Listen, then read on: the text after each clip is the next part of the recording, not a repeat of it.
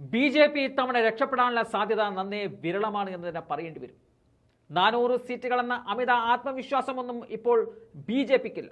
Amit Shah 400 seat എന്ന അവകാശവാദം 2 ആഴ്ചക്ക് മുമ്പേ വിഴുങ്ങിക്കഴിഞ്ഞു. ഏറിയാൽ BJPക്ക് 200 മുതൽ 210 സീറ്റുകൾ വരെ ലഭിക്കുമെന്നതാണ് ഇപ്പോഴത്തെ സാഹചര്യം. BJPയുടെ സഖ്യകക്ഷികൾക്ക് 25 അല്ലെങ്കിൽ 30 സീറ്റുകളെ ലഭിക്കൂ എന്നതാണ് മറ്റൊരു സ്ഥിതിവിശേഷം. ലോക്സഭാ തെരഞ്ഞെടുപ്പിന്റെ ഓരോ ഘട്ടത്തിലും BJPയുടെ പ്രതീക്ഷകൾ അസ്തമിക്കുകയാണ്. വോട്ടെണ്ണൽ ദിവസം അപ്രതീക്ഷിതമായ നടുക്കം BJPയിൽ ഉണ്ടാകുമെന്നും തീർച്ചയാണ്. BJP അമിത പ്രതീക്ഷ വെച്ച ഉത്തർപ്രദേശിലും ബീഹാറിലും മധ്യപ്രദേശിലും രാജസ്ഥാനിലും അതുപോലെ ഗുജറാത്തിലും പ്രതീക്ഷിച്ച നേട്ടമുണ്ടാകാൻ സാധ്യതയുമില്ല. ഈ സംസ്ഥാനങ്ങളിൽ നിന്നും BJPക്ക് പരമാവധി നേടാനാവുന്ന സീറ്റുകൾ 150 മാത്രമാണ്.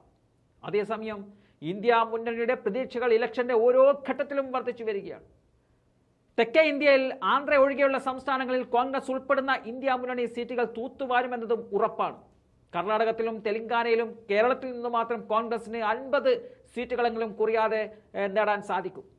മറ്റു സംസ്ഥാനങ്ങളിൽ കോൺഗ്രസ് കുറഞ്ഞത് 50 സീറ്റുകൾ കൂടി നേടിയേക്കാം. കോൺഗ്രസ് മൊത്തം 110 സീറ്റുകളിൽ വിജയിക്കുമെന്നതാണ് നിരീക്ഷകർ പോലും വിലയിരുത്തുന്നത്. എല്ലാ സംസ്ഥാനങ്ങളിൽ നിന്നായി കോൺഗ്രസ് 100-ൽ കുറയാത്ത സീറ്റുകളിൽ വിജയിക്കുമെന്ന സാഹചര്യം BJPയും മനസ്സിലാക്കിയിരിക്കുന്നു. കന്യാകുമാരിയിലല്ല, കാശ്മീരിൽ പോയി ധ്യാനമിരുന്നാലും നരേന്ദ്രമോദിക്ക് 3-ാം ഊഴം ലഭിക്കുവാനുള്ള ഭൂരിപക്ഷം കിട്ടില്ല എന്ന നിലയിലേക്കാണ് കാര്യങ്ങളുടെ പോക്ക്. നരേന്ദ്രമോദിയും അമിത്ഷായും ഇപ്പോൾ ലക്ഷ്യമിടുന്നത് ഒന്ന് മാത്രമാണ്: എങ്ങനെയും ഇന്ത്യ മുന്നണിയെ പിളർത്തുക എന്നതാണ് അവരുടെ ലക്ഷ്യം. അഖിലേഷ് യാദവിന് ഉപപ്രധാനമന്ത്രി നൽകുന്നതുൾപ്പെടെ തന്ത്രങ്ങൾ BJP ആവിഷ്കരിച്ചേക്കാം. അത്തരത്തിൽ ഘടകകക്ഷി നേതാക്കൾക്ക് പദവികളും പണവും നൽകി ഇന്ത്യ മുന്നണിയിലെ പ്രബല കക്ഷികളെ പിളർത്തി ദുർബലമാക്കുക എന്നതാണ് BJPയുടെ തന്ത്രപരമായ അടുത്ത നീക്കം. കോൺഗ്രസിൽ തന്നെ വടക്കേ ഇന്ത്യയിൽ ജയിക്കുന്ന MP-മാരെ എങ്ങനെയും ചാക്കിട്ട് പിടിക്കുക എന്ന തന്ത്രമാണ് ഇനിയുള്ള ദിവസങ്ങളിൽ BJP ആവിഷ്കരിക്കാൻ പോകുന്നത്. BJP വലിയ പ്രതീക്ഷ വെച്ച ഹരിയാന, പഞ്ചാബ്, ഡൽഹി സംസ്ഥാനങ്ങളിൽ ആം ആദ്മി പാർട്ടിയും കോൺഗ്രസുമായിരിക്കും ഇത്തവണ നേട്ടമുണ്ടാക്കുക. ഛത്തീസ്ഗഡിലും പ്രതീക്ഷിക്കാത്ത വിജയം കോൺഗ്രസിന് ലഭിക്കുന്ന സാഹചര്യത്തിൽ BJPയുടെ കണക്ക് കൂട്ടലുകളൊക്കെ പിഴക്കുമെന്നതും തീർച്ചയാണ്.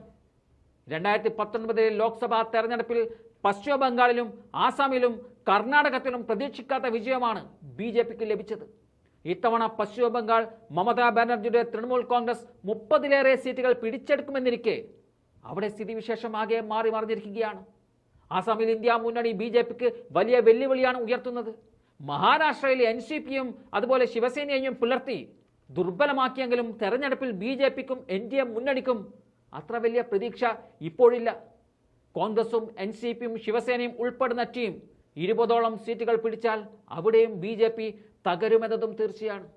തമിഴ്നാട്ടിൽ ഒരു സീറ്റ് പോലും BJPക്ക് ലഭിക്കില്ല എന്നതും ഉറപ്പാണ്. ഇന്ത്യ മുന്നണിയിലെ സഖ്യകക്ഷികൾ പരസ്പരം വിട്ടുവീഴ്ചയ്ക്ക് തയ്യാറാകാതെ വരുന്ന സാഹചര്യത്തെയാണ് ഇപ്പോൾ BJP ഉറ്റുനോക്കുന്നത്. ഇന്ത്യ മുന്നണിയിൽ ആരായിരിക്കും പ്രധാനമന്ത്രി എന്നതാണ് ഏറ്റവും പ്രസക്തമായ കാര്യം.